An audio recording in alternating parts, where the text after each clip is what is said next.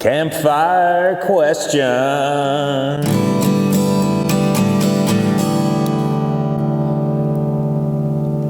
Quartzsite edition.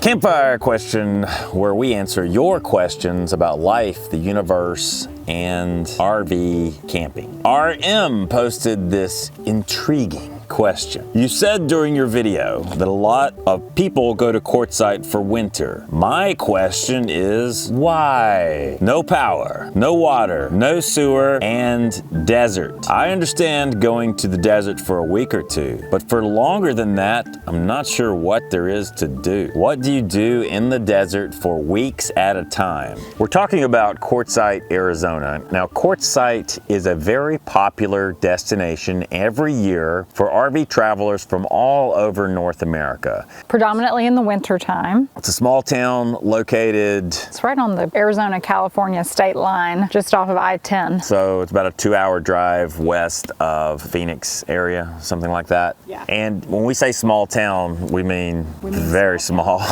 There's a really tiny grocery store, maybe 2 small grocery stores, a Family Dollar, a truck stop, a McDonald's.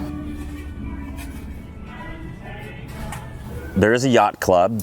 Well, a restaurant called the Yacht Club. Yeah, there are a pizza place, a couple of diners.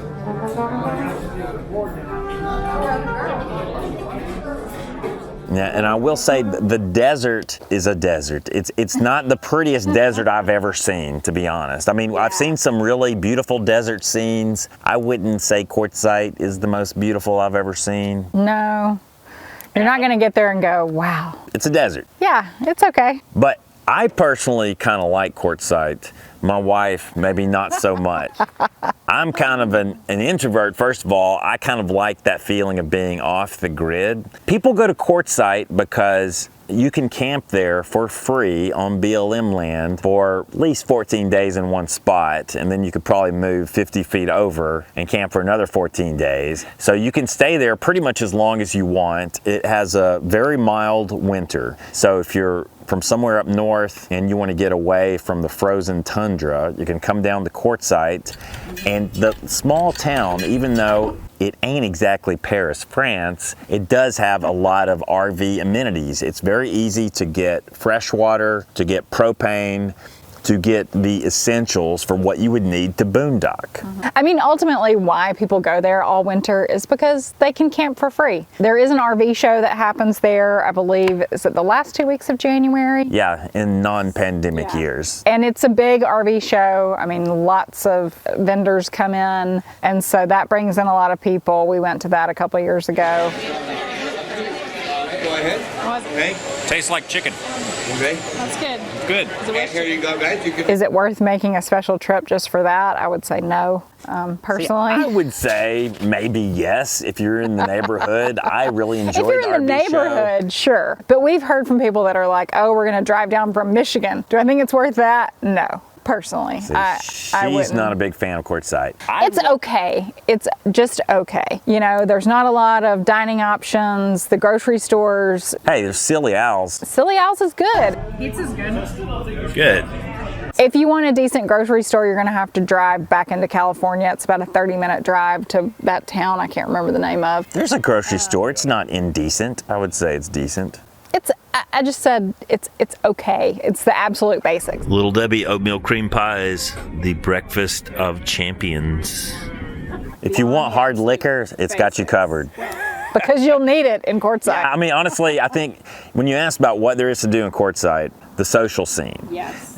Because it has become this destination for so many RV travelers. Right. It's just a great place to go and meet and greet other RV travelers. Escapees has a big meetup there, party, typically around the time of the RV show. So I think a lot of people come in for that, which I totally understand coming for that. I think the other draw of Quartzsite is the off-roading. I think if you have an off-road vehicle that you carry in a toy hauler or what have you, if you have a dirt bike or quad or, you know, one of those razors, then you will probably love Quartzsite, because I think that is one of the main draws for that area, is there's so much land that you can take your off-roading vehicle on.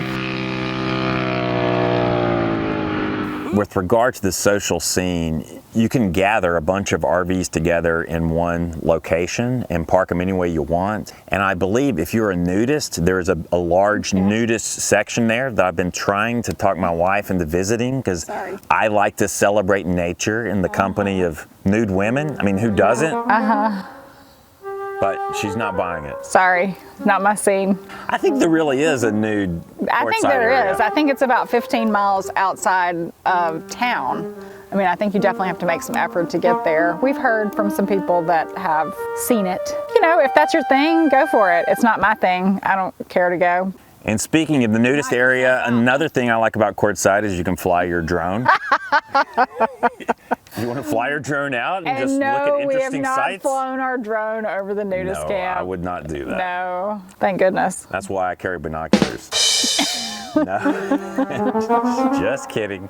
Now, a couple of downsides to it. There's something known as the Quartzsite cough or something like that. Crud or something, I don't know, but I got it the first time we went and I was miserable the whole week we were there. So that probably put a negative connotation to Quartzsite in my mind, because my memories are me laying in bed, sweating, being miserable, and being incredibly sick. I've noticed there seemed to be a lot of dust in the air, which I guess you would expect in the desert, but it seemed like a very sort of dusty area. Yeah, and I ended up with a horrible ear infection after we left there that took me like 2 months to get over, and I actually still have problems from it. So that's probably what put me off Quartzsite, just a little bit. Yeah, I mean, you know, Quartzsite did me wrong. I kind of like Quartzsite. I enjoyed our time there. Would I want to spend months there? Probably not.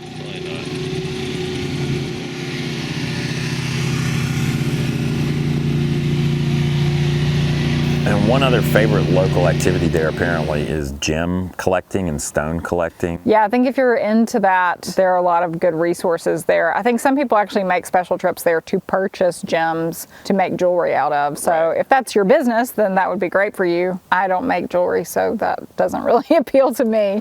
But, you know, it's neat to look at. Yeah, I mean, it's a big draw for a lot of people. Absolutely. I think if you're somewhere near Quartzsite, it's worth stopping for a couple of days, but I wouldn't personally like make a special trip and go hours out of my way to get there. That's just me. And I will say that we have typically stayed in the areas of the desert that are a little bit closer to town. I think you can go deeper into the desert and you may be rewarded with better views. Yeah. You know, and you'll be sort of insulated from the noise, because Interstate 10 runs right through the town of Quartzsite. Right. And, you know, there's some noise associated with that. So the farther you get off that interstate, of course, the more peaceful it's going to be at night. Yeah. I think if you were with friends, Quartzsite would be a lot of fun, because you could be outside, have a campfire, you can be loud and rowdy, and you're not going to bother anybody, which usually in campgrounds that's frowned upon. Yeah, there's no check-in time, there's no check-out time, there's no golf cart guy coming around. Yeah, so if you're with a group, I think Quartzsite would be a lot more fun. If you're just hanging solo. Well, I think there are other areas that frankly are more scenic, where you can also camp for free. BLM land that you can camp for free. If you're near Quartzsite, I think it's worth visiting for a few days. I say go to Quartzsite. It's kind of like a must-see in your life. It's a wonder of the world. It's like the biggest ball of yarn or something, you know? Like, you stop, you see it, you're like, okay. And then you move on. No offense to people that like it, you know? I like it, but this is the difference between the two of us. I really like being out there and just being off the grid. Christy likes being at Saks Fifth Avenue. I like being out there off grid too, but I usually prefer to do it in a more scenic location that have towns nearby that probably have more amenities.